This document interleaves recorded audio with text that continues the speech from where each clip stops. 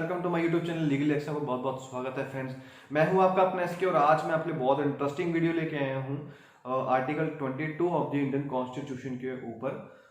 तो फ्रेंड्स, अगर आपने मेरी अभी अर्लियर वीडियोस को लाइक शेयर सब्सक्राइब नहीं किया है तो प्लीज उन्हें करना ना भूलिए, जिनका लिंक डिस्क्रिप्शन में दिया गया है। और मेरी कॉन्स्टिट्यूशन की प्ले लिस्ट में सारी वीडियो एक एक करके वहां पे सेव होती रहती हैं।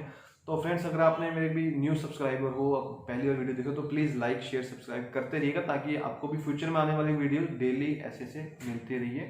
तो फ्रेंड्स, देखते हैं जो हमारा आज का टॉपिक है आर्टिकल 22 ऑफ द कॉन्स्टिट्यूशन, वो क्या कहता है, protection from arrest and detention. So friends, अगर आपने मेरी पहले की वीडियो नहीं देखी है जिसमें मैंने अपनी पोस्ट डिस्कस की है कि article 12 to article 35 of the constitution deal करता है फंडामेंटल राइट्स के ऊपर, जो कि दिया गया है part 3 of the Indian constitution में। तो उसके लिए हमने काफ़ी एक इजी वीडियो बनाई थी आर्टिकल 14 टू 18 की।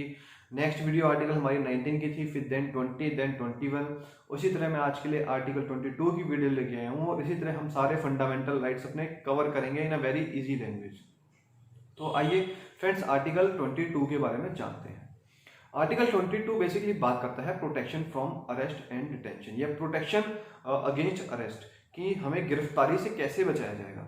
हम जनरली देखते हैं कि किसी बंदे ने अगर क्राइम कन्विक्ट किया है, उससे क्राइम हुआ है, या किसी ने क्राइम तक किया भी नहीं है लेकिन ऐसा अंदाजा लगाया जाता है कि वो क्राइम कर सकता है। तो ऐसे केसेस में जनरली क्या होता है कि जो पुलिस है वो बंदों को उठा के कभी जेल में डाल देती है, या बिना वारंट के उनको अरेस्ट कर लेती है, या फिर 24 घंटे से ज़्यादा उनको जेल में ही रखे रखती है। तो इन चीज़ों से प्रोटेक्ट करने के लिए हमारे इंडियन कॉन्स्टिट्यूशन में ये आर्टिकल इनकॉर्पोरेट किया गया, ताकि अगर किसी ने कोई क्राइम भी किया हुआ है तो उन्हें पुलिस की मिसयूज ऑफ पावर से बचाया जाए, ताकि उनको टाइमली अपने राइट्स प्रोटेक्ट हों। कि किसी ने क्राइम किया है तो उसके लिए फिर भी जो कॉन्स्टिट्यूशन में है कुछ राइट्स दिए गए हैं। तो आइए अब उसी वीडियो हम जानते हैं। तो सबसे पहली बात तो है फ्रेंड्स कि आर्टिकल 22 में दो तरह की बातें कही गई हैं। पहली तरह की बात यह है कि पहली बात जब है कि आपने कोई क्राइम कर दिया है, मीन्स की कंफर्म है कि आपने कोई अपराध कर दिया है, तो इसके सेंस में कुछ अलग कानून है। इसे हम प्यूनिटिव डिटेंशन कहते हैं, कि आपने क्राइम तो कर दिया है लेकिन उसके बाद आपको क्या क्या प्रोटेक्शन आर्टिकल में दी गई है।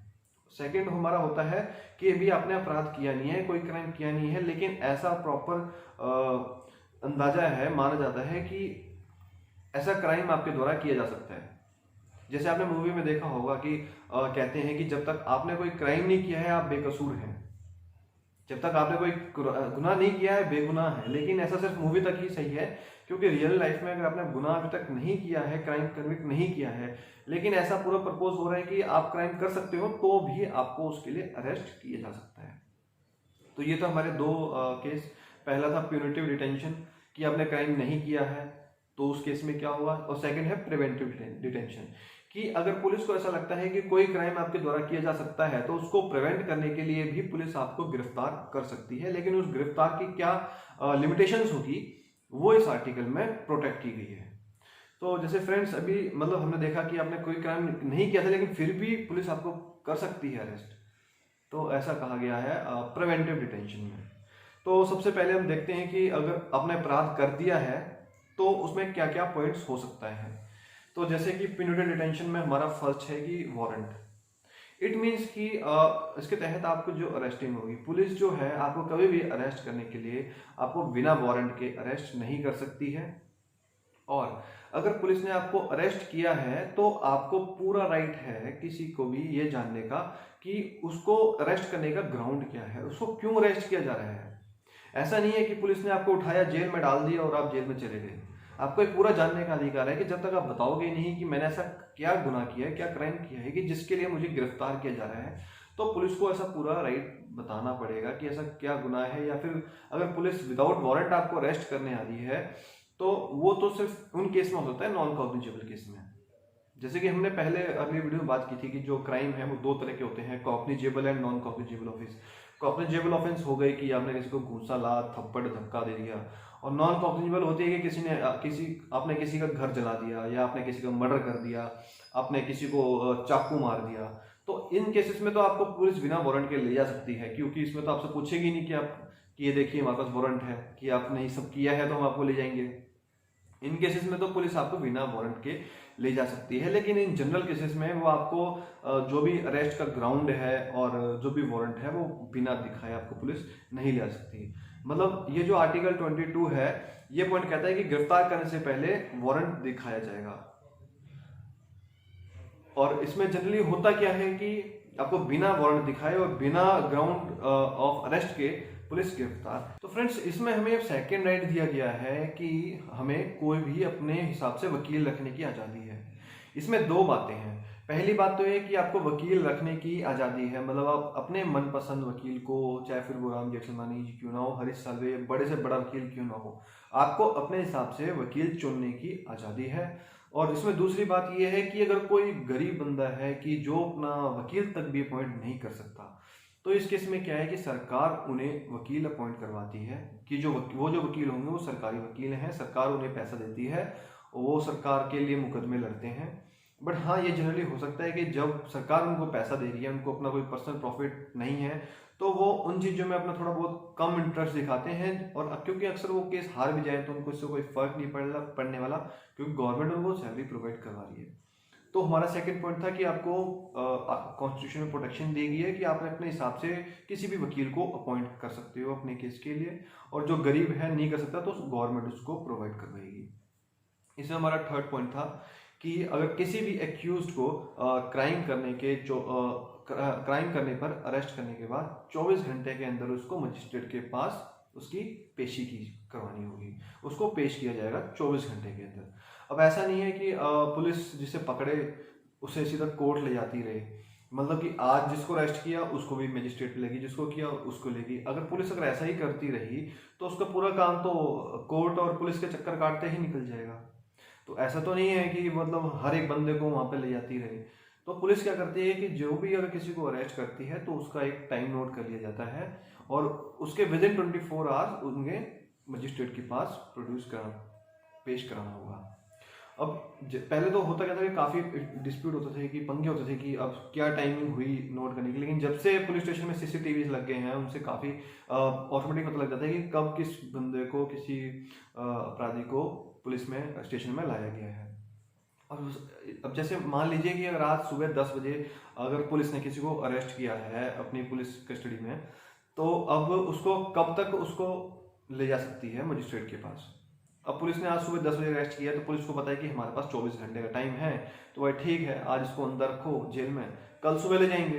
कल सुबह का मतलब है कि जैसे 8 बजे अगर वो उनको मजिस्ट्रेट के पास ले जाने के लिए निकले, लेकिन हुआ क्या कि रास्ते में अगर जाम लग गया कि उनके 10 बज गए, 11 बज गए, तो उस केस में ऐसा नहीं है कि अब 24 घंटे निकल गए तो फिर टाइम पूरा हो गया।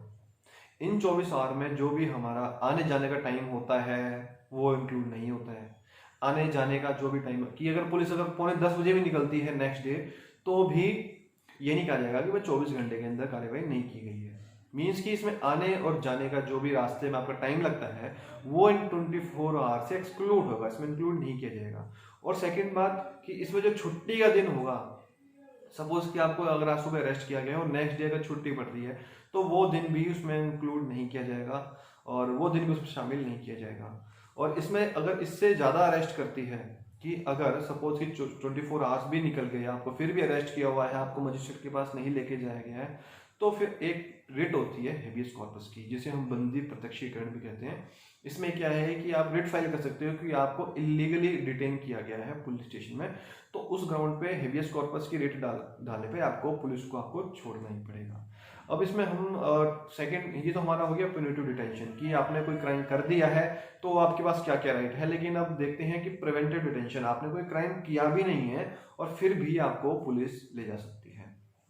तो फ्रेंड्स ये चीज़ें तब होती हैं जब आपको कोई अपराध या कोई क्राइम किया नहीं है। लेकिन कुछ बंदे ऐसे होते हैं सोसाइटी में कि जिनका सोसाइटी में होना में अपने आप ही एक क्राइम कमिट करना होता है, कि जैसे कोई भी जो बड़े बड़े आतंकवादी टाइप होते हैं, आतंकवादी टेररिस्ट कुछ भी आप कह लीजिए, कि जो समाज के लिए ऐसे पब्लिक के लिए ऐसे बंदे हैं कि जिनका पब्लिक में होना ही ऑटोमेटिक ही वो एक क्राइम के बराबर है, कि उनको नहीं पता कि कब ये कौन सी घटना कमिट कर देंगे, कौन सी घटना घटित कर देंगे। तो ऐसे में क्या होता है कि पुलिस उनको पहले ही अरेस्ट कर सकती है। और मेनली क्या है कि जो पुलिस है उनको बिना वारंट अरेस्ट कर सकती है सिर्फ 3 महीने तक। मतलब कि 3 महीने तक उनको अरेस्ट कर सकती है। और उसके बाद अगर अरेस्ट करने की जरूरत है तो एक एडवाइजरी बोर्ड होती है, एडवाइजरी बोर्ड से परमिशन लेनी होगी कि भाई ऐसे ऐसी बात है, तो हम इसको अपने डिटेन कर सकते हैं। क्योंकि ऐसा तब होता है कि अपनी जो सोशल मैनेजमेंट होती है, सामाजिक व्यवस्था होती है, उसको मैनेज करके रखना और उसको बनाए रखने के लिए। तो इसमें जो एडवाइजरी बोर्ड होती है, इसमें कोई भी आपका जज ऑफ हाई कोर्ट हो सकते हैं जो कि इस चीज़ को डिसाइड करेगी कि अगर किसी को बिना किसी क्राइम के कन्विक्ट किया गया है उसके किसी पास्ट रिकॉर्ड के आधार पर, तो उसको कितने टाइम के लिए डिटेन किया जाएगा। मीन्स कि आपको बिना क्राइम के भी रखा जा सकता है कि अगर उनको कोई ऐसा प्रपोज हो रहा हो कि कुछ ना कुछ क्राइम आप कमिट कर सकते हैं। तो फ्रेंड्स, ये थी हमारी आज की वीडियो। उम्मीद करता हूँ आपको वीडियो पसंद आई होगी, और आपको पसंद आई है तो प्लीज़ लाइक शेयर सब्सक्राइब करते रहिए ताकि आपको ऐसी से ऐसी वीडियो मिलती रही है। तो हाँ, और आपके फ्रेंड्स, आपके माइंड में कोई भी व्यू हो, कोई भी कमेंट हो किसी भी बात को लेकर, तो मैं आप मेरे कमेंट बॉक्स में दीजिए। डिस्क्रिप्शन बॉक्स में मेरा ईमेल आईडी दिया गया है, मैं उसका आपको properly time to time reply दूंगा, ताकि आप या फिर आपके कोई भी फ्यूचर में कोई क्वेरी हो या कोई अपना हो कि इस वीडियो में पोस्ट की जाए, तो आप वो भी बता सकते हैं। वो आपको बिल्कुल टाइम टू टाइम मिलती रहेगी। तो उम्मीद करता हूँ इसी तरह आप अपना प्यार देते रहिएगा और आगे से भी आगे हमारी वीडियो